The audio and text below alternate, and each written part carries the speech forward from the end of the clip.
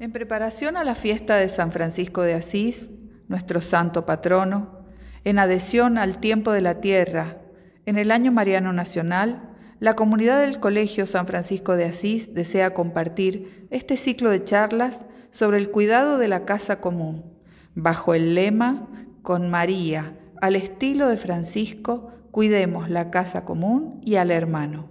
Hoy compartimos las palabras de Fray Gustavo Valenzuela, hermano menor de la provincia San Francisco Solano, especialista en espiritualidad franciscana, doctorado en la Escuela de Estudios Medievales de la Pontificia Universidad Antoniana de Roma. Nos presentará la persona de San Francisco y su vínculo con la creación. Hola, ¿qué tal? ¿Cómo andamos?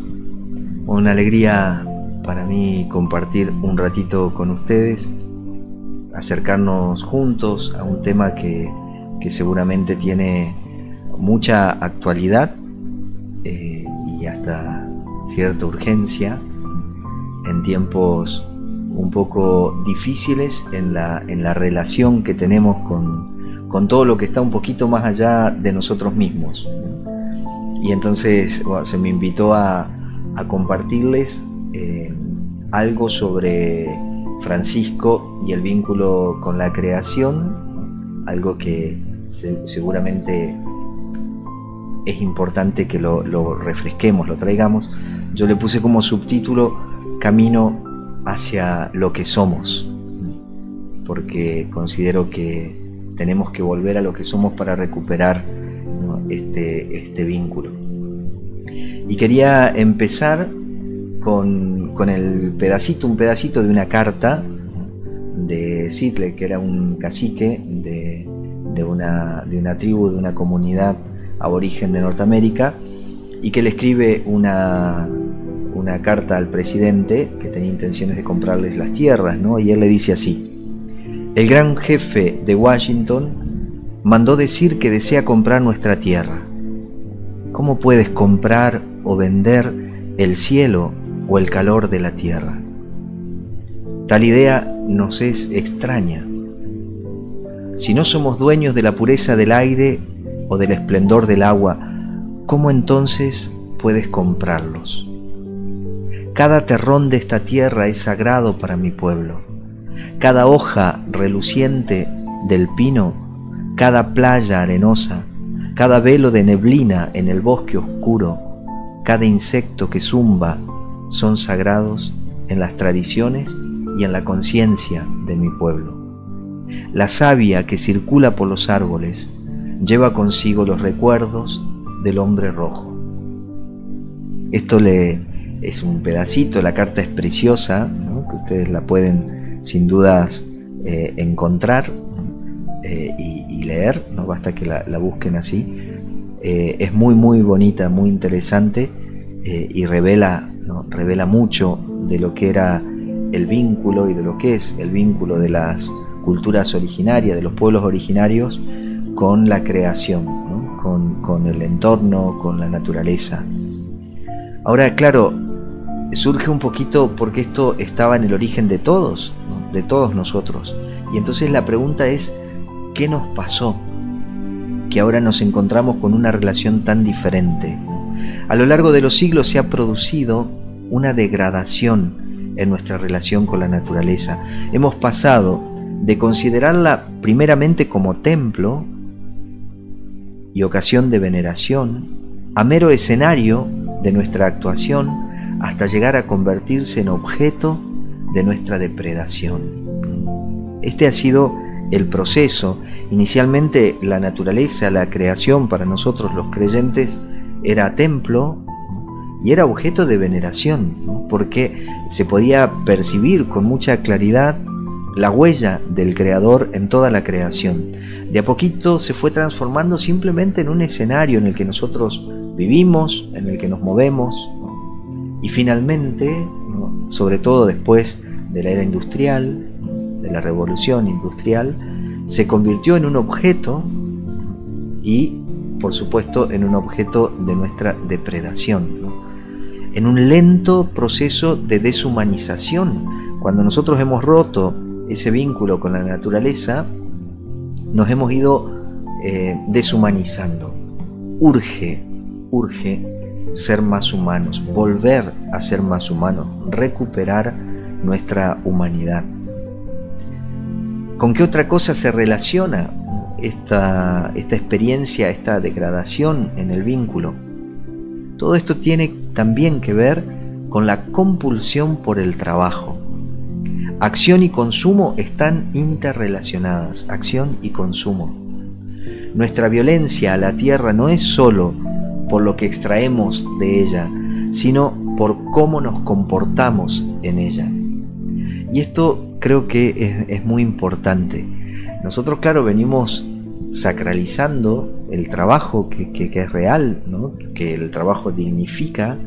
Ahora, sin dudas nos tenemos que preguntar si todo trabajo dignifica.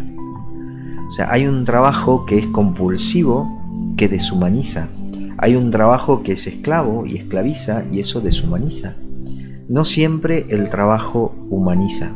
No siempre el trabajo trae consigo la dignidad. Depende, como en todas las cosas, cómo nos relacionemos con el trabajo, cuál es la visión que tenemos del trabajo, y que el trabajo sea siempre instrumental, ¿no? Y que esto de que sea instrumental sea para construir, ¿no? Juntos, para desarrollarnos siempre juntos, para tener un ida y vuelta con todo el entorno, ¿no? Un dar y un recibir, y un dar de nuevo y recibir, no simplemente recibir y extraer, porque eso naturalmente provoca, ¿no? muchos daños. Ahora, ¿cuáles son los síntomas de la enfermedad que padecemos? O sea, ¿por qué después de la revolución industrial cambió tanto la relación con la naturaleza? Porque los síntomas son un ego, ¿no? que crece sin conciencia.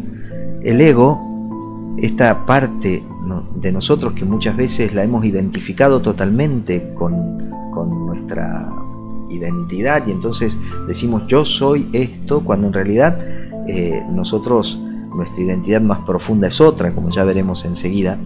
Y el ego, que está cargadísimo de carencia, ¿no?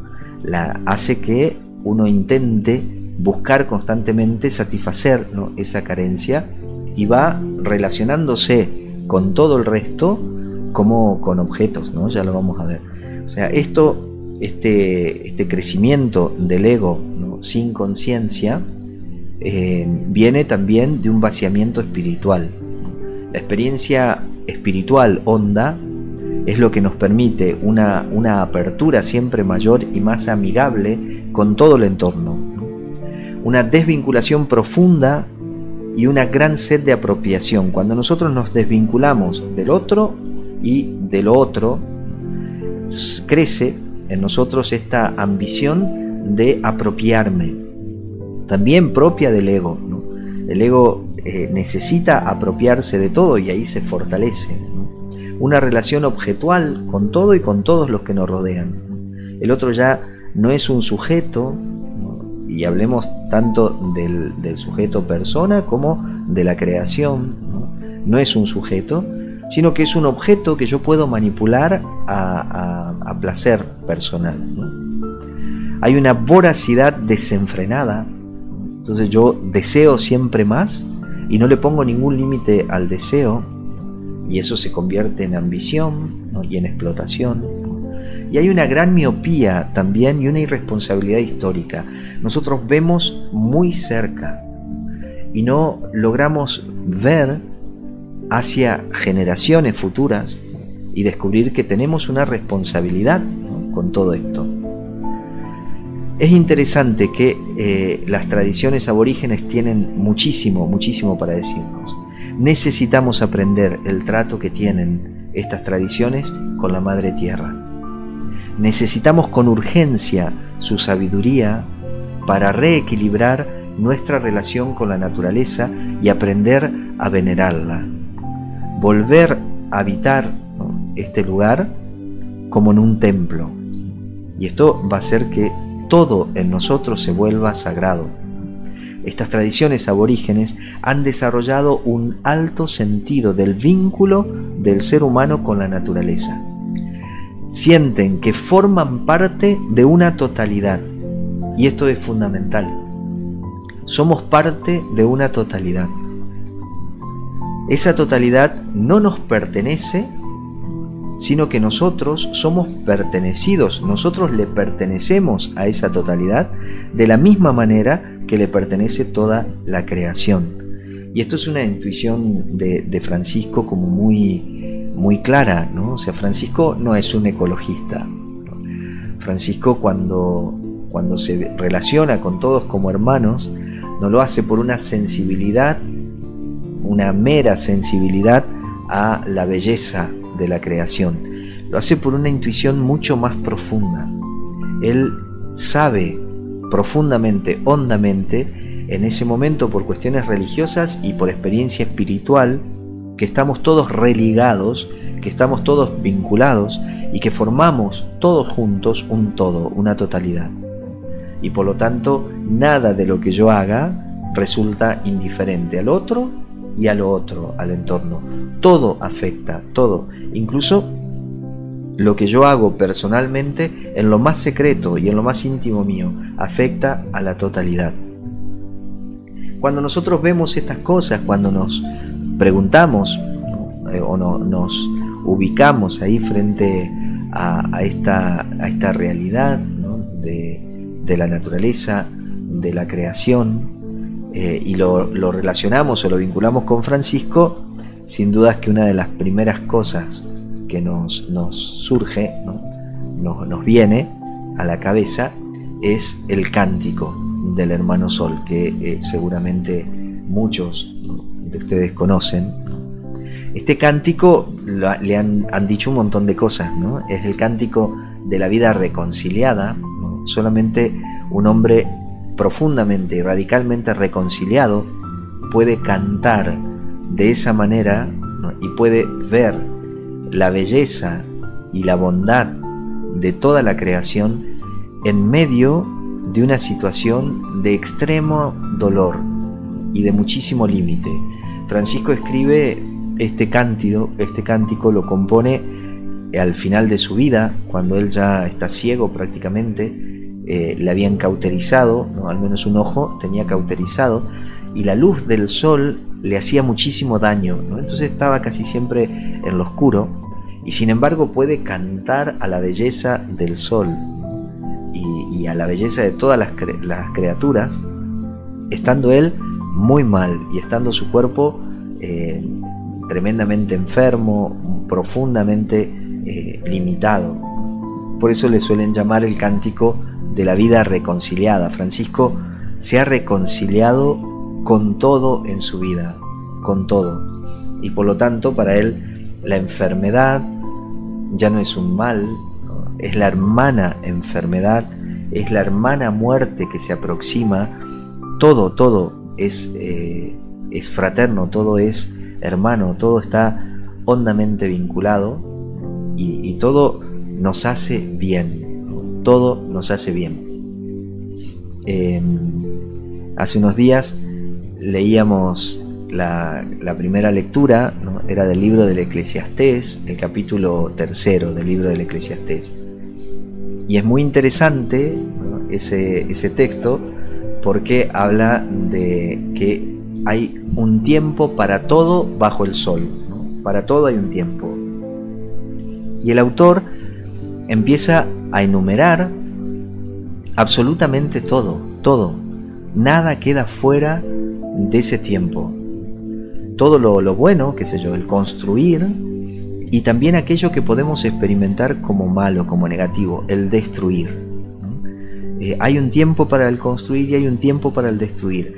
Hay un tiempo para perder y hay un tiempo para encontrar. Hay un tiempo para rasgar y hay un tiempo para coser. O sea, todo lo que por ahí nosotros consideramos así a simple vista como opuesto, simplemente son polos distintos de la misma unidad, ¿no? Necesarios. Nosotros no podemos experimentar el día si no existiese la noche, ¿no? Y viceversa.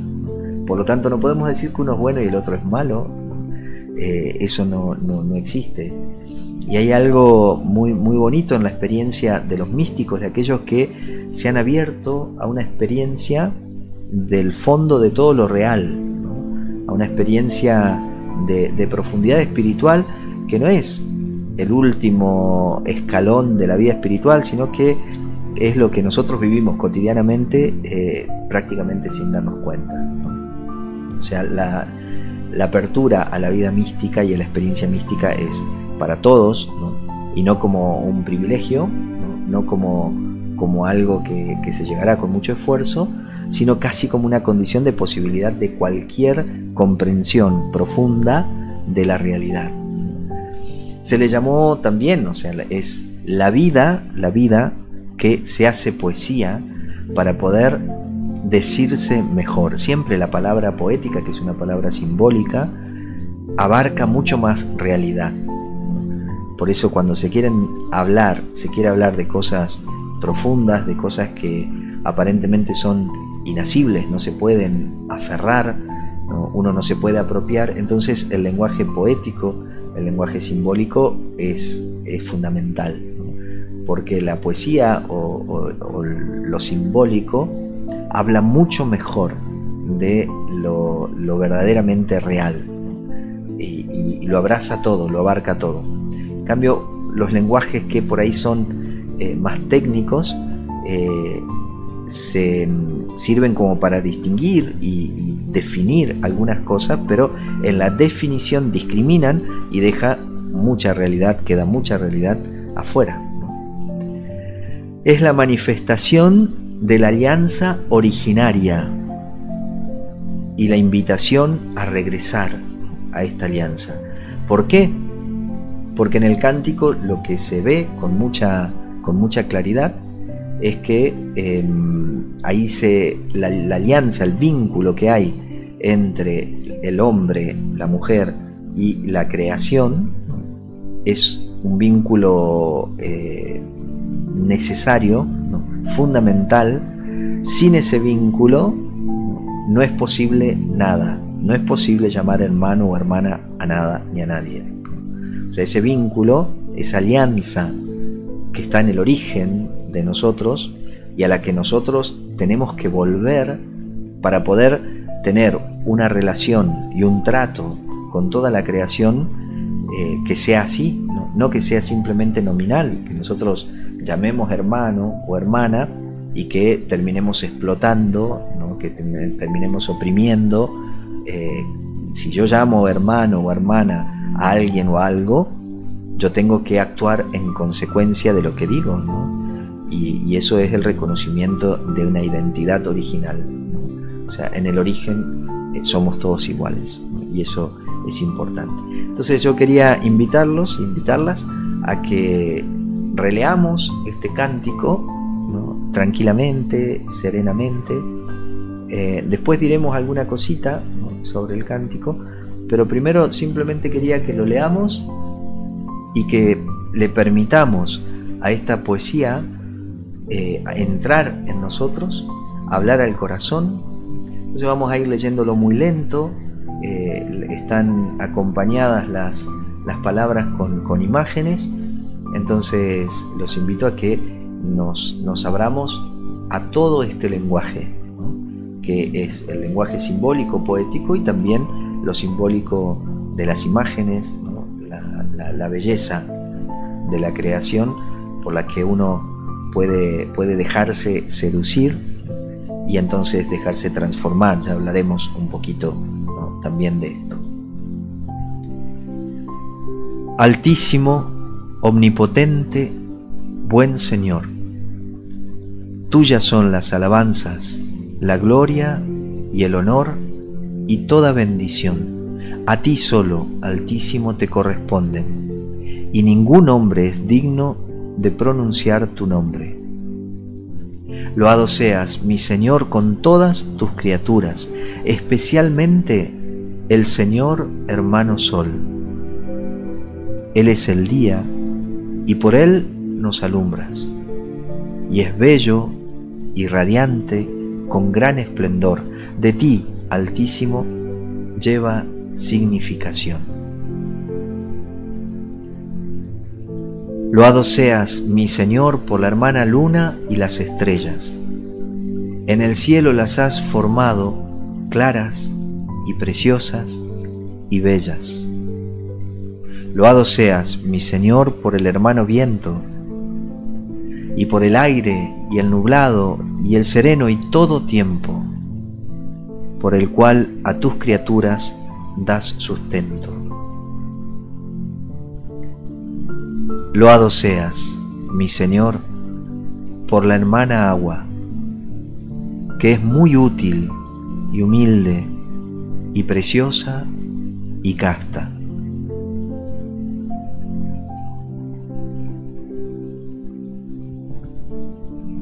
Loado seas, mi Señor, por el hermano fuego, por el cual alumbras la noche, y es bello y alegre y robusto y fuerte.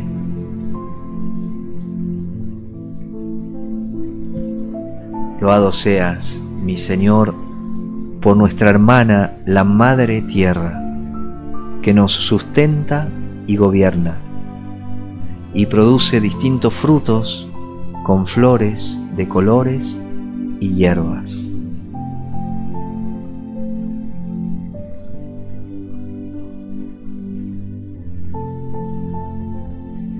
Loado seas, mi Señor, por los que perdonan por tu amor y sufren enfermedad y tribulación. Bienaventurados aquellos que la sufren en paz, pues por ti, Altísimo, coronados serán. Loado seas, mi Señor, por nuestra hermana, la muerte corporal, de la cual ningún hombre vivo puede escapar. Ay de aquellos que morirán en pecado mortal. Bienaventurados los que encontrará en tu santísima voluntad, pues la muerte segunda no les hará mal. Load y bendecid a mi Señor, y dadle gracias y servidle con gran humildad.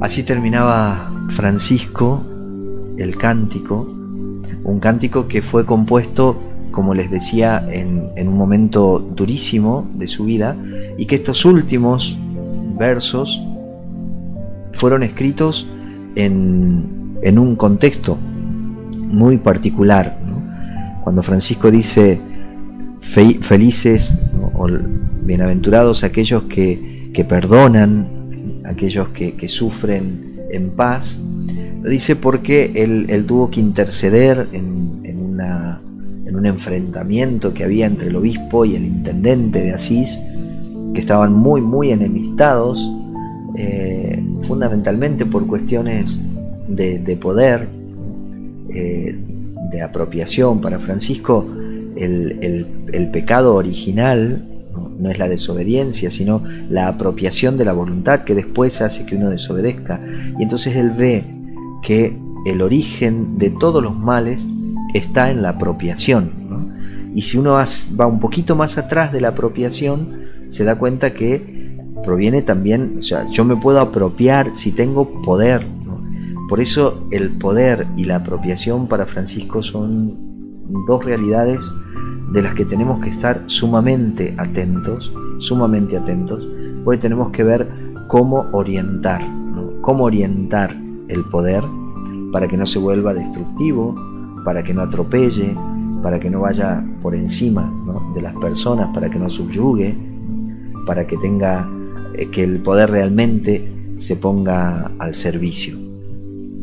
Y entonces, y estas últimas, ¿no? de las estrofas sobre la muerte, es porque él ya estaba muy cercano a la muerte. Cuando Francisco está en el lecho de muerte, él pide a los hermanos, esta poesía tenía música, y le pide a los hermanos que canten. Y dicen que ellos iban cantando. Francisco quería recibir a la hermana muerte cantando, ¿no? Porque él veía un gran beneficio en la muerte como parte de la vida para seguir creciendo en plenitud, ¿no? Es una etapa, ¿no? Así como el nacimiento nos abre a esta posibilidad de vida. En el vientre vivíamos de una manera bastante más restrictiva, cuando salimos del vientre tuvimos la posibilidad de una vida más desplegada, y entonces la muerte, la hermana muerte, aparece de nuevo como un nuevo parto para seguir desplegando, ¿no?, esta vida que es eterna, que una vez que Dios nos pensó para siempre. Y entonces Francisco intuye esto de que la muerte viene a darle la posibilidad a algo todavía mayor, y entonces le da la bienvenida, ¿no?, a la hermana muerte, ¿no?, y sabe que nadie puede escapar de esto. Y bueno, después de la religiosidad del tiempo, ¿no?, donde estaba bastante cargado el tema del pecado y el mal, es que dice, bueno, hay de aquellos que mueren en pecado mortal, bienaventurados los que va a encontrar en la voluntad de Dios. ¿Qué significa estar en la voluntad de Dios? Permanecer en la voluntad de Dios es permanecer en la búsqueda constante del bien para los otros, del bien para lo otro, para todo, y del bien también para mí mismo, que siempre genera una relación circular. Y cuando yo estoy buscando el bien es difusivo, decían, ¿no?, los que estudiaban y los que les gusta hablar con palabras difíciles. Quiere decir que el bien se expande, ¿no?, es contagioso, y por eso va tocando todo. Una vez que se libera del corazón, lo va tocando todo y lo va transformando todo. Y esto es vivir en la voluntad de Dios, ¿no? ¿Se acuerdan que de Jesús se dice que fue un hombre que pasó su vida haciendo el bien? Dice Pedro en el libro de los Hechos. Un hombre que pasó su vida haciendo el bien. Y eso es vivir en la santa voluntad de Dios. Y entonces la muerte segunda, que era la concepción del juicio, no les hará mal, ¿no? O sea, si uno se ha ejercitado siempre en esta dinámica del bien, no hay nada que nos pueda hacer mal, ¿no? Y cada vez que nosotros vayamos muriendo cada vez más al ego, que es justamente lo contrario a este deseo y a esta voluntad de bien, ¿no? El ego, como está cargadísimo de carencia, ¿no?, de necesidad, tiende muchísimo a la apropiación, y entonces naturalmente está en tensión con este deseo, ¿no?, y esta voluntad de bien, ¿no?, que tiene mucho que ver con la gratuidad, ¿no?, algo que al ego le cuesta mucho entender. Y entonces la muerte segunda no le va a hacer mal, y alaben y bendigan a mi Señor, dice Francisco, denle gracias siempre y sírvanlo con gran humildad. El otro día escuchaba, veía un videito de Muji, que es un sabio, un maestro hindú, que tiene un video muy muy bonito sobre la oración de acción de gracias, y él dice, no necesito razones para dar gracias, tengo que dar gracias de todo corazón, y de a poco van a ir apareciendo los motivos, pero los motivos surgen de dentro y surgen después que uno empieza a dar gracias. Cuando nosotros creemos que el agradecimiento viene después de encontrar razones para agradecer, y ahí depende de cómo estemos, las vamos a ver o no. En cambio, si uno comienza a agradecer, ¿no?, con profundidad y desde lo más hondo del corazón, ¿no?, uno agradece, y de a poquito van surgiendo un montón de motivos para dar gracias. Y entonces después uno se da cuenta que está rodeado de bien, ¿no?, de bondad y de mucho para agradecer, muchísimo más de lo que alcanzamos a concebir, mucho más.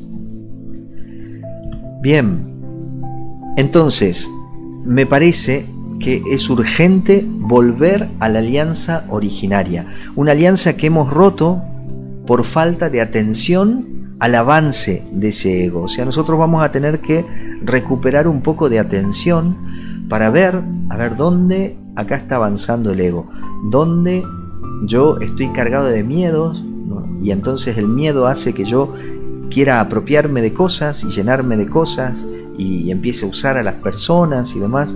O sea, cuando yo me doy cuenta que el ego está avanzando, yo tengo que aprender a ponerle límites. Tengo que aprender a ponerle límite. pero que sin embargo esa alianza que nosotros habíamos roto sigue viva y operante desde lo más hondo de nuestro ser. Esa alianza permanece ahí en el fondo, no se ha perdido. Nosotros hemos roto el vínculo con esa alianza, pero la alianza no se perdió. Nosotros nos desvinculamos primero con nosotros mismos y después con todo, pero esa alianza está presente porque esa alianza constituye la manifestación de nuestra identidad originaria. ¿Cuál es nuestra identidad originaria? Que nosotros estamos hechos y somos de bondad, de verdad y de plenitud. Y de todo lo que ustedes puedan imaginarse, ¿no?, de Dios, y lo que no nos podremos imaginar de Dios, está en el fondo de nosotros. Nosotros somos imagen y semejanza de Dios, y eso también lo hemos olvidado. En la obsesión que tenemos por lo que no somos, por lo que erramos, por el pecado, por todas esas cosas que han sido límite, por la fragilidad, nos hemos obsesionado durante siglos en eso. Y hemos condenado un montón de cosas nuestras y de los otros, y hemos perdido de vista que nosotros somos bondad, somos verdad, somos plenitud, somos misericordia, somos compasión, somos todo eso. De esa materia estamos hechos, de esa materia. Por lo tanto, tendremos que volver a fijar la atención en esa bondad, en esa alianza originaria, para que desde dentro se vaya transformando todo en nosotros. Eso es lo que somos, y hacia eso nos estamos dirigiendo, gracias a Dios. O sea, yo creo, confío realmente de que estamos caminando hacia eso. ¿Y qué revela el cántico? El Altísimo es la fuente, el origen y el destino de todo lo que existe. Él es nuestra fuente, nuestro origen, nuestro destino. Y el hombre no es digno de mencionar a Dios, porque ha roto con esa alianza, porque habíamos optado por ignorar la importancia de este vínculo. Dice una mística franciscana: no hay peor pobreza que la ignorancia. No la ignorancia de conocimientos intelectuales, la ignorancia de estas realidades fundamentales. Que había una alianza, que hay una alianza necesaria y fundamental con el Altísimo y con todo lo creado, que cuando se rompe, nosotros perdemos el norte y empezamos a usar toda la realidad y hacerlo muy mal. Sin embargo, las criaturas sí podían alabar al Señor. Por eso Francisco dice: loado seas, mi Señor, por el hermano sol, por la hermana luna, por las hermanas estrellas, por el hermano viento, por el hermano fuego, por la hermana y madre tierra. Él dice pero no es que el hombre alaba a Dios por estas realidades. No. Lo que está diciendo Francisco es que Dios sea alabado por el hermano sol, que el hermano sol alabe al Señor, que la hermana luna alabe al Señor, que el hermano viento alabe al Señor, que el hermano fuego alabe al Señor, que la hermana y madre tierra alaben al Señor, que la hermana agua alabe al Señor, porque las criaturas que mantuvieron esa alianza, ese vínculo con Dios, pueden alabarlo. Nosotros no. A pesar de que la humanidad había roto la alianza con la creación y con el Creador, las criaturas interceden por nosotros y piden por el restablecimiento de esa alianza. Y entonces finalmente lo podemos alabar y bendecir, porque toda la creación intercedió por nosotros, alabando a Dios desde la inocencia de todas las criaturas, desde el vínculo hecho y permanente con Dios. Ellas pueden alabar. Una expresión novedosa y profética en Francisco: loado seas, mi Señor, por nuestra hermana y madre tierra, que nos sustenta y gobierna y produce distintos frutos con flores de colores y hierbas. Hasta ese momento regía en la cristiandad la concepción que partía del Génesis, donde el hombre era dueño de toda la creación y donde el hombre estaba por encima de toda la creación. Acá Francisco dice que la tierra es madre, porque es madre, hermana y madre, porque sustenta y gobierna al hombre. No es el hombre a gobernar la tierra, sino la tierra a gobernar al hombre, pero lo gobierna como una madre. El poder de la madre produce, nutre, ¿no?, alimenta, da vida. Y por eso es que la hermana y madre tierra produce no solamente frutos, algo que es útil, ¿no?, al hombre para la subsistencia, sino que también flores de muchos colores. Es decir, no solamente produce lo que va a sustentar orgánicamente al hombre, sino también lo que va a sustentar espiritualmente por medio de la belleza. Por lo tanto, urge volver a la reconstrucción de esta alianza. Para eso tenemos que crecer en conciencia. ¿Qué es lo que está pasando ahora? Yo creo que estamos creciendo en conciencia. Estamos pasando como humanidad a otro nivel de conciencia. Aunque aparentemente no se vea el cambio, por supuesto, porque son cambios que llevan tiempo, pero se van viendo ya los signos de este cambio. Crecer en conciencia significa volver a percibir que todos participamos de la misma realidad, ¿no?, que apareció en la Tierra hace millones de años y que lo trasciende todo. Todos participamos de la misma vida, Al compartir el origen, compartimos la hermandad cósmica desde donde canta Francisco. Francisco es consciente, sabe que tenemos un mismo origen y por lo tanto de esa conciencia del mismo origen surge el trato fraterno. O sea, la naturaleza, la creación es hermano, hermana. El individuo y la comunidad humana quedan integrados en una totalidad que la incluye y la trasciende. La dualidad, esa separación, esa discriminación que hacíamos, queda superada por la relación, no solo entre los humanos, sino con un entorno habitado de presencia con mayúscula y de presencias con minúscula, donde el hecho de percibirse separado es enfermedad y espejismo. Cuando yo me experimente más separado que hermanado con los demás seres humanos y con la creación, ese es un signo de mi enfermedad y es un espejismo, no es la realidad. No estoy viviendo en la realidad, porque la realidad es que somos todos hermanos, que todos tenemos un mismo origen y todos compartimos una misma vida que se manifiesta de diferentes maneras, pero la vida es una sola. La vida es la misma para todos, la misma, y ahí estamos profundamente unidos. Si nosotros entramos en esta comprensión, seguramente nuestro caminar va a ser un caminar sagrado. Toda nuestra vida dentro de este templo se va a convertir en sagrado. Todo esto nos convierte en seres atentos a cada paso que damos sobre la tierra. Y esto escribe también un aborigen, un hombre perteneciente a un pueblo originario. Cada paso que des en la tierra debe ser una plegaria. La fuerza de un alma pura y buena está en el corazón de cada persona y crecerá como una semilla cuando camines de forma sagrada. Y si cada paso que das es una plegaria, entonces caminarás siempre de forma sagrada.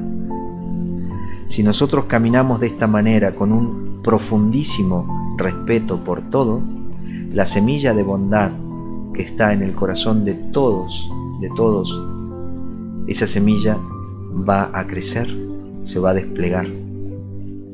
Finalmente quería terminar con dos textos, un texto de la Torá y el otro del Corán, que me parecen muy significativos. El primero del libro del Génesis, del capítulo primero, del primer relato de la creación, donde en el versículo 31 dice: y Dios miró todo lo que había hecho y vio que era muy bueno. Dios miró todo lo que había hecho y vio que era muy bueno. Toda la realidad, toda la creación era muy buena.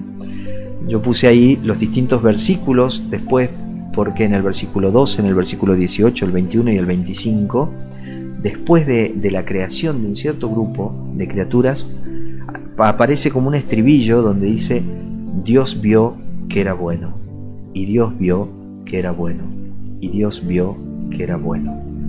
Qué hermoso sería que ese estribillo penetre nuestro corazón y sea capaz de evangelizar nuestra mente para poder ver también nosotros que todo es bueno, que nosotros podamos ver la bondad de todo. Y el Corán dice: no camines sobre la tierra con arrogancia, no la desgarres, ni trates de medirte con las montañas. O sea, reconoce que tu caminar tiene que ser un caminar humilde, porque las montañas siempre serán más grandes que vos. Toda la creación es como un libro, decía San Buenaventura, en el que se puede leer como escritura sagrada toda la voluntad de Dios y todo lo que al hombre le conviene. Los invito y las invito a que le pidamos al Señor la gracia de poder crecer cada vez más en esta conciencia, de que podamos realmente ver, ¿no?, recuperar esta fuente que necesitamos, ¿no?, que nos ayude a recuperar la memoria de nuestra identidad más profunda, de que todos, absolutamente todos nosotros, aunque aparentemente seamos diferentes y tengamos distintas manifestaciones, y aunque no todos los hombres y mujeres parezcan buscar lo bueno ni reflejar lo bueno, sin embargo todos, en lo más profundo, en la esencia de lo que somos bondad, somos verdad, somos plenitud, somos compasión, misericordia. Si nos convencemos de eso, vamos a ser más bondadosos, vamos a ser más verdaderos, vamos a ser más misericordiosos, más compasivos, vamos a ser más plenos. Que Dios los bendiga abundantemente.